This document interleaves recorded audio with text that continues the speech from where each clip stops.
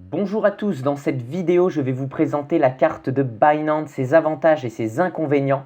Et là, dans la deuxième partie de la vidéo, je vais vous montrer comment déposer de l'argent et les différentes caractéristiques de la carte, comment on s'en sert. Vous le voyez, cette carte elle est assez jolie, c'est du style une black card avec l'onglet Binance dessus, c'est très sobre mais ça marche très bien. Et vous avez le paiement sans contact. Et vous pouvez aussi payer tout simplement en insérant votre carte dans la machine. Pour commander votre carte, vous devez avoir un compte Binance. Si vous n'en avez pas un, pour le moment, je vous mets un lien dans la description qui vous permet d'avoir 10% de retrait sur vos frais de transaction, 10% de moins. C'est toujours intéressant parce qu'après, vous ne pourrez plus en profiter. Pour ça, une fois donc que vous avez créé votre compte Binance, vous allez dans Finance, vous allez dans Carte Visa Binance. Une fois sur l'onglet de la carte, vous voyez qu'ici, vous avez un niveau qui s'affiche. Moi, je suis en niveau 1 et j'ai un solde moyen en BNB de 0,92. Attention, pour que ce solde augmente, vous devez mettre soit vos BNB dans votre spot, soit vous pouvez même les stacker pour gagner des intérêts. Et je vais vous montrer ça aussi en fin de vidéo. Là, on s'intéresse vraiment aux caractéristiques de la carte Binance. Vous avez donc une carte physique et une carte virtuelle. Pour recevoir la carte physique, ça a mis environ 3 jours, c'est très rapide et vous avez vraiment juste des informations de base à remplir. Ce qui est intéressant avec cette carte, c'est le cashback. Je vais vous montrer quel est-il. Et voici, je vous affiche les différents niveaux de cashback. Il suffit de cliquer ici. Vous avez le niveau 1 stacké 0 ou inférieur à 1, entre 0 et 1, vous avez 0,1% de cashback, c'est mon cas. Lorsque j'aurai 1 BNB de moyenne, ce qui va arriver puisqu'en ce moment, je suis en train de stacker 2 BNB. Eh bien, lorsque j'aurai attendu encore quelques jours, j'aurai 2% de cashback. Je trouve que c'est le niveau le plus intéressant, le niveau 2, car avec seulement 1 BNB, c'est-à-dire entre 300 et 400 $, vous aurez 2% de cashback, ce qui est très intéressant. Ensuite, avec le niveau 3, 10 BNB, vous aurez 3%, 40 BNB, 4%, 100 BNB, 5%, 250 BNB, 6%, 600 BNB, 8%. En gros, les niveaux les plus intéressants, c'est le niveau 5 et le niveau 2, selon moi, car c'est là où vous aurez les plus d'avantages avec le moins de BNB de stacker. J'ai souvent entendu dans les différentes vidéos qu'il y avait des frais et en effet, c'est ce qu'on voit sur le site de Binance. Vous voyez que les limites virtuelles, les limites avec la carte virtuelle, c'est de 870 € par jour. Les limites avec la carte physique, c'est de 8700 € par jour. Attention, de dépenses dans les magasins. Et la limite journalière des ATM, c'est-à-dire pour le retrait d'argent, c'est uniquement de 290 €. Ça évite de passer ses gains crypto en espèces, bien sûr. Les frais de transaction liés aux ventes, c'est de jusqu'à 0,90%. Dans mon cas, il y a 0 frais, c'est donc rassurant. Partout, c'est 0 et vous avez un frais de réédition de la carte physique si jamais vous la perdez de 25 €, ce qui est normal.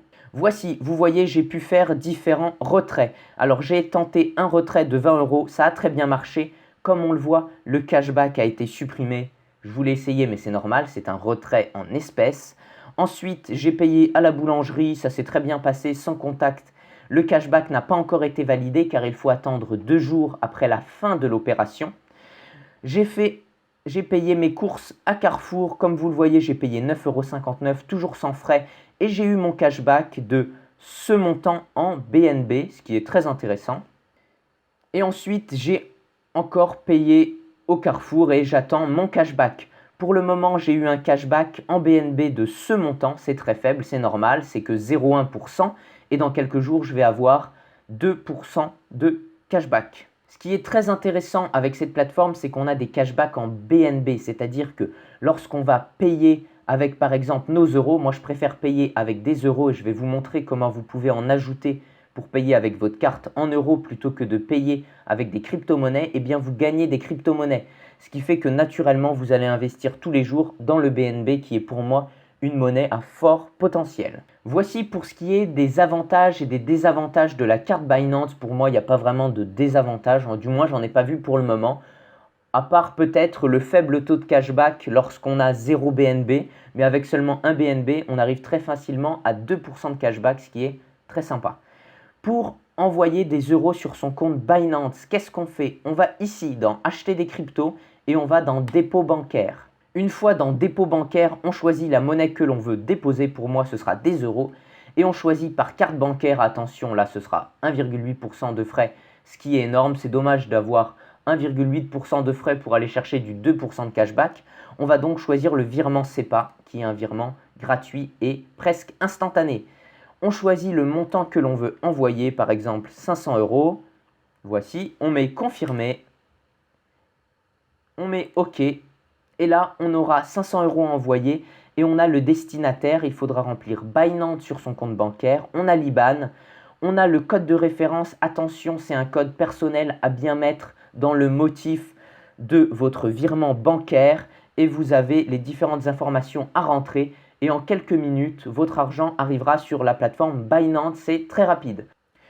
Une fois que ceci est fait, on retourne sur notre carte bancaire, c'est-à-dire Finance, carte Visa Binance. Une fois arrivé, on va cliquer sur Transfert. Une fois arrivé, on va cliquer sur Transfert et ici, vous pourrez transférer vos euros de votre compte Spot vers votre compte carte bancaire. Attention, c'est deux choses différentes, ce qui va vous permettre de retirer vos euros avec votre carte bancaire.